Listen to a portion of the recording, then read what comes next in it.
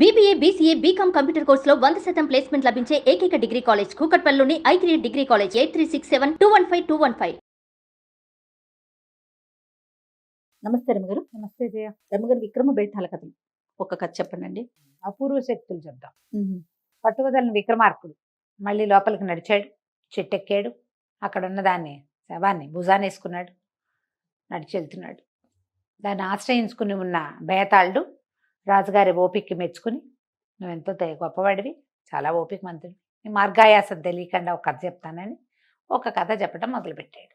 పూర్వం అంట దండకారణ్యంలో కొన్ని కోయ జాతుల వాళ్ళు ఉండేవాళ్ళు. వీళ్ళల్లో పిల్లలు పుట్టినప్పుడు వాళ్ళలో కొన్ని అపూర్వ శక్తులు ఉన్న పిల్లలు పుట్టేవాళ్ళు.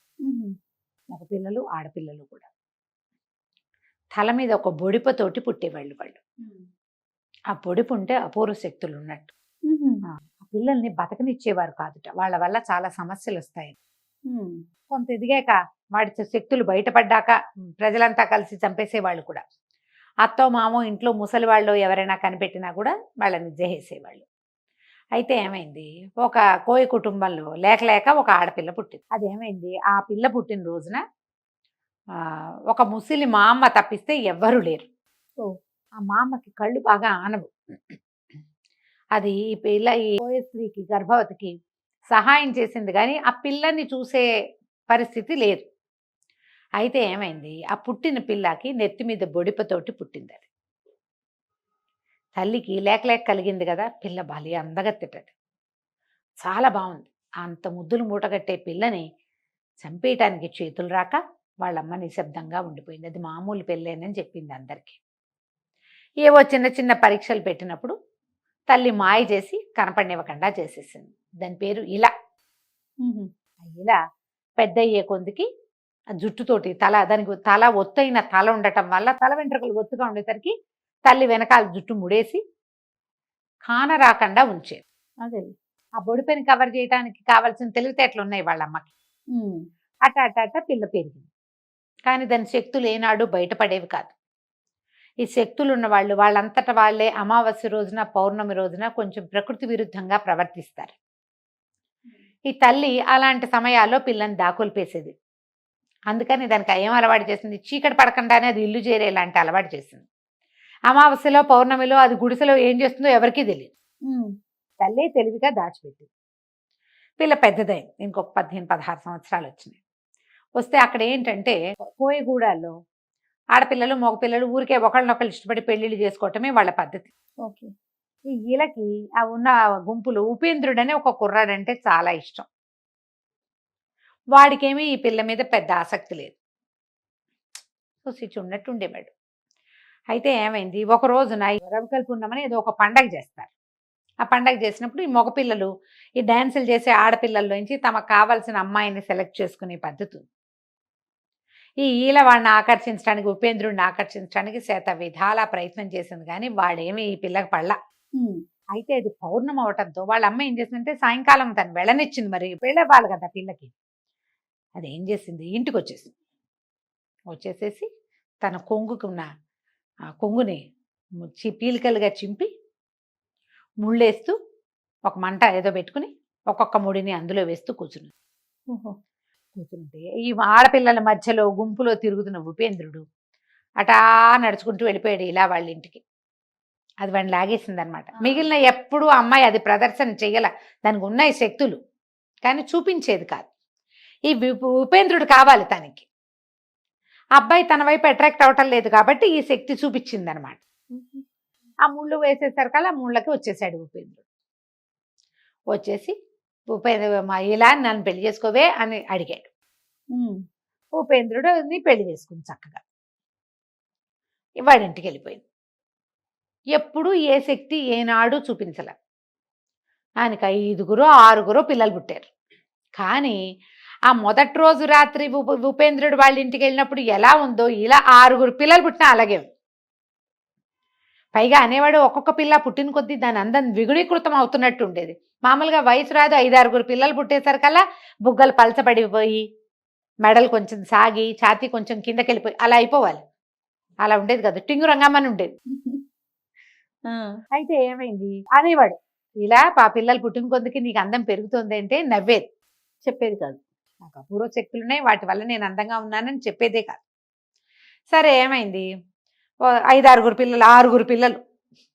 ఆఖరి చంటిపాడుకి 1-2 ఏళ్ల పిల్లాడుగా ఉన్నప్పుడు ఒకసారి ఉపేంద్రుడు వాళ్ళ అమ్మ, వాళ్ళు వేరే గూడెంలో ఉంటారు, ఇక్కడికి వచ్చింది.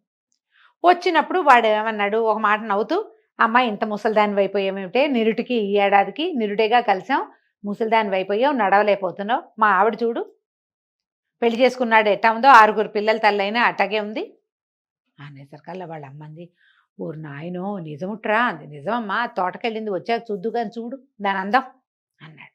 అత్తగారు చూస్తే ఆవిడ ఆలోచిస్తే, అవును ఈ పిల్లేంటి ఏమీ మాయలేదు, 6 పిల్లల తల్లి ఎలా ఉండాలి, ఇదేమిటి అట్టాగే 16-18 ఏళ్ల పిల్లలే ఉంది. ఆ ఉపేంద్రుని పక్కకి పిలిచి చెప్పింది, ఒరే నాయనా ఇది మాయల మారి అయ్యి ఉంటుందిరా, మాయల మారి ఇది, అందుకని దీనికి అపూర్వ శక్తులు ఉండటం వల్లే ఇది ఇట్ట చిన్నపిల్లల్లే ఉంది, ఇది ప్రమాదం రా, దీన్ని చంపేయాలి నువ్వు, అవునో కాదో చూడమన్నాడు. అవునో కాదో చూడు అని. అవునో కాదో చూడాలంటే మరి ఎట్లా చూడాలి, తల్లి ఒక పరీక్ష చెప్పింది. మంత్రాల మారే గ్యారంటీగా ఇది గనక దీనికి అపూర్వ శక్తులుండి మంత్రాల మారిదైతే అమావాస్య నాటి అర్ధరాత్రి ఏదో ఒక చిన్న పూజ ఓం ఓం అనైనా అనకుండా ఉండదు, దానికి చిన్నప్పటి నుంచి వచ్చేవి. వీడికి ఎంత ప్రేమో ఆ ఇళంటే, ఎందుకంటే ఆ ముడేసి వాడిని అట్లా పెట్టుకుంది. మమిత ప్రేమ, ఆ 5-6 పిల్లలు పుట్టినా వాడి ప్రేమ, వాడి అపేక్ష ఏం తగ్గల, అలాగే కొత్తల్లో ఎంత ప్రీతిగా ఉన్నాడు ఇప్పుడు కూడా అలాగే అంటే చూడమంది. సరే వాళ్ళ అమ్మని ఉంచుకున్నాడు ఇంట్లోనే. అమావాస్య వచ్చాక తల్లి కొడుకు కుమ్మక్కై అర్ధరాత్రి చూస్తే ఏముంది, రాత్రి 12 గంటలు అయ్యాక పిల్లల పక్కన పడుకున్న ఇళ్ళ లేచి వెళ్ళి జుట్టు ముడేసుకుని పొయ్యి మేలో ఉన్న నిప్పుల్ని తీసి ఒక పక్కకి పెట్టి ఆ నిప్పుల ముందు కూర్చుని ముందుకి వెనక్కి ఊగుతూ ఏదో మంత్రం చదువుతూ ఓ పిండేదో దాని మీద వేసి చూసేసరికి అలా వెళ్ళిపోయాడు. అయ్య బాబోయ్ అవునే అమ్మా ఇది ఎట్టాటితే అంటే ఏమన్నాడు, వాళ్ళ అమ్మ అంది, దీన్ని చంపేయాలి నువ్వు అనేసరికి వాళ్ళ అమ్మ 6 పిల్లలే, నా పిల్లల తల్లి అది, నన్ను ఎట్టా చంపమన్నావు అంటే, చంపపోతే నీ పిల్లల ప్రాణాలు కూడా ప్రమాదమేరా, ఎప్పుడో ఒక రోజు తిక్క తిరిగిందంటే అది నిన్ను మింగేస్తుంది వాళ్ళని మింగేస్తుంది, చంపి తీరాలి అంటే. సరే ఏం చెయ్యాలి అంటే, వాకిట్లో ఒక కట్టెలు చితిపేర్చి దీన్ని తీసుకెళ్ళి దాంట్లో కూర్చోబెట్టాలి, కాల్ చేయటమే. అయ్యో దీన్ని అంటించేసేయాలి, పిల్లల్ని నేను చూసుకుంటా, నువ్వు ఆ పని చేయమని అనేసరికల్ సరే వీడేం చేశాడు, పిల్లని వాకిట్లో కట్టెలన్నీ చక్కగా పేర్చి ఓ స్తంభం నాటి దాని దగ్గర దీన్ని మంచి మాట్లాడుతూ ఇట్లా కావలించుకొని తీసుకెళ్ళి చటుక్కున్న స్తంభం కేసి కట్టేస్తే ఏమిట్రా ఏం చేస్తున్నావు అని, నేనేం చేయ, నేను మంత్రాలు మారిదానివి, నిన్ను ఇట్లా కాల్ చేయకపోతే రేపొద్దున ఎప్పుడైనా పిల్లలకి ఇబ్బంది వస్తుంది, ఏం చేస్తాను చచ్చినట్టు ఆ పిల్లలు నేను పెంచుకుంటాను, నేనేం చేయలేను, నీ మీద నాకు ప్రేమే, ఆ ప్రేమ కూడా నేను నాకు ముందు లేదు, ఉడేసాకే వచ్చింది, ఇందుకు వచ్చాకే ఆ పిచ్చి వచ్చింది నాకు, నువ్వు మంత్రంతోటే నన్ను నాకట్టుకున్నావని నాకు అర్థమైంది అంటే, ఒరే కాలిపోతానరా ఇంత అందం కాలిపోతే పోయినా సరే పర్వాలేదన్నాడు అని చెప్పి చటుక్కున చీతంటిచ్చేసి గబగబా ఇంట్లోకి వెళ్ళి తలుపేసుకున్నాడు. చూడలేక ఇదేం చేస్తుంది, ఆ మంటంతా అంటుకొనిచ్చి ఇలా తన బట్టల దగ్గరకు వచ్చేసరికి ఏదో మంత్రం చదివి ఆ పైన ఉన్న చెట్టుకి పువ్వుల్లే మారి అతుక్కుని కూర్చున్నాడు. అదొక ఎండు చెట్టు. అయితే తెల్లవారాక అది పువ్వు పైనే ఉంది, ఈ చితిమంటలన్నీ కాలిపోయినాయి. వాడు ఏం చేశాడు, పొద్దున్నే తెల్లారాక ఏడ్చుకుంటూ ఆ కట్టెల బూడిదంతా, అయ్యో ఎలా బూడిదైపోయిందని అంతా బూడిదంతా ఎత్తి బయట పోసాడు. జమీందారు గారు ఒక ఆయన ఉన్నాడు ఆ ఊరికి, ఆయన కొంచెం ముసలాయన. ఆ ముసలాయన ఆ రోజు మధ్యాహ్నం ఈ దారి వెంబడి వస్తూ మంచినీళ్ళు తాగుదామని ఎక్కడో ఆగి నోట్లో నీళ్లు పోసుకోవటానికి ఆ గుర్రం మీద కూర్చొని నీళ్లు పోసుకుంటున్నాడు. పైకెత్తుతాంగా తలకాయ ఎత్తేసరికల్లా ఎండు చెట్టుకి ఒక గులాబీ రంగులో అంతున్న పువ్వు ఒకటి కనపడింది ఆయనకి. ఇదేమిటి ఇంత ఎండు చెట్టుకి ఇట్టాటి పువ్వు పూసింది, అసలు ఈ చెట్లకు పువ్వులు పూస్తాయా ఆశ్చర్యపోయాడు. ఆ దారే పోతున్న ఒక కుర్రాడు, ఒరే ఆ చెట్టెక్కి ఆ పువ్వు కోసివరా నాకు అన్నాడు. వాడు పోయి చెట్టెక్కి పువ్వు కోసిచ్చాడు. ఆయన పువ్వు పుచ్చుకుని తీసుకుపోయి తన గదిలో నీటిలో వేసి పెట్టాడు, అందంగా ఉంటుందని. సరే ఏమైంది, ఆ నీళ్ళల్లో కూర్చుంది ఇలా, పువ్వు రూపంలో ఉంది కదా. ఆ జమీందారు గారికి ఫ్యామిలీ ఎవరు లేరు, ఆయన ఒక 60 ఏళ్ల వాడు. ఒక వంట లెక్క ఉండేది, ఆవిడ రోజు 3-4 రకాల కూరలు పచ్చళ్ళు పప్పులన్నీ చేసి తెచ్చి పెట్టేది గదిలో. జమీందార్ గారు తినేవాడు, సగం ఆహారం వదిలేసేవాడు. వంటలకు వచ్చి మిగిలిన ఆహారం పట్టుపోయి ఆవిడ తిని ఇంటికి పోయేది. సరే ఆ రోజు రాత్రి, అప్పటికి ఒక రోజు 2 రోజులు గడిచినాయి. ఆ రోజు రాత్రి వంట తీసుకొచ్చి పెట్టేసింది వంటలక్క. ఆ రోజు రాత్రి కాదు, పొద్దునే పెట్టేస్తే ఆయన తిని పడుకున్నాడు. ఇదేం చేసింది, నీళ్ళల్లో ఉంది కదా, ఒక దూకు దూకి మనిషిగా మారిపోయి శుభ్రంగా ఆ ఫుడ్ అంతా తినేసి మళ్ళీ పోయి పువ్వులా కూర్చుంది. కానీ మరి మంత్రాలు వచ్చు. 4 రోజులు 5 రోజులు గడిచింది. గడిచేసరికల్లా వంటలక్కకి డౌట్, ఇదేమిటి ముసలాయన అంతా తినేస్తున్నాడు, ఎట్లా తింటున్నాడు ఏమిటి అని ఆశ్చర్యపోయి, సరే ఏం జరుగుతోందో చూద్దామని కాపు కాసి చూసింది. ఈ పువ్వుగా ఉన్న అమ్మాయి మనిషిగా మారిపోవటం, శుభ్రంగా అంతా తినేయటం చూసేసరికల్లా మర్నాడు జమీందార్ గారికి చెప్పింది, మీరు ఎక్కడి నుంచో ఏదో తెచ్చారు, ఆ పువ్వు మనిషిగా మారిపోతుంది, కావాలంటే పట్టుకోండి చూద్దరు. ఆయన భోజనం చేసి అటు తిరిగి పడుకుని, ఎప్పుడైతే ఈ అమ్మాయి ఇటు తిరిగిందో, ఇటు పువ్వుగా మనిషిగా మారిందో చటుక్కుని తిరిగి పట్టేసుకున్నాడు. లవలవలాడిపోయింది, నన్ను వదిలే అంటే, వదిలేస్తాను, నువ్వు నా పెళ్ళంగా మా ఇంట్లో ఉంటానంటే, నువ్వు పువ్వుగా మారద్దు, నాకు ఎవరు లేరు, చక్కగా ఉన్నావు అందంగా, నా భార్యగా ఉండి ఇంట్లో హాయిగా ఉందు గాని అనేసరికి ఏం చేస్తుంది ఇలా. కానీ వంటలకి కొళ్ళు మండిపోయింది. ఈ పువ్వు మనిషిగా మారటము అది నచ్చల, ఏదో ముగ్గురికి వంట చేయాల్సి వస్తుంది ఇప్పుడు, ఇంతంత ఎందుకు వండుతున్నావని ఇలా తిట్టేది. దాంతో ఆయన వంటలక్కని తీయించేసింది, పని మానేసుకుంటే ఇక హాయిగా ఇలా ఆయనకి వంట చేసి పెట్టేది. వాళ్ళ ఇంట్లో బోల్డని బట్టలు, బోల్డని నగలు, వెలగల వస్తువులు, మామూలుగానే అది అందగత్తె, ఏదో కోయ ఆహారం తినేది. ఇక్కడ చక్కగా పాయసాలు, పప్పులు, గిప్పులు బ్రహ్మాండంగా బోళ్ళంత ఫుడ్డు, డ్రై ఫ్రూట్స్, నట్స్ అన్నీ తిని ఇంకా అందంగా తయారైంది. చక్కగా అంతకుముందు ఏవో కోయి బట్టలు కట్టుకునేది, ఇక్కడ అన్ని వెలగల చీరలు, అవి చక్కగా చీరలు కట్టుకోవటం అన్నీ నేర్చుకుని నగా నట్ర అన్నీ పెట్టుకునేది.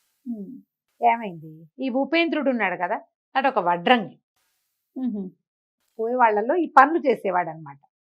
ఏం చేసింది, ఒకరోజు వ్యాహాలకి ఆయనతో పాటు బండిలో వెళ్తుంటే, ఆ బండి ఈ ఏ చెట్టు మీద నుంచి ఈయన పువ్వు కోసుకొచ్చాడో ఆ ఇంటి వైపుకి తిరిగితే వాకిట్లో పిల్లలు ఆడుకుంటున్నారు.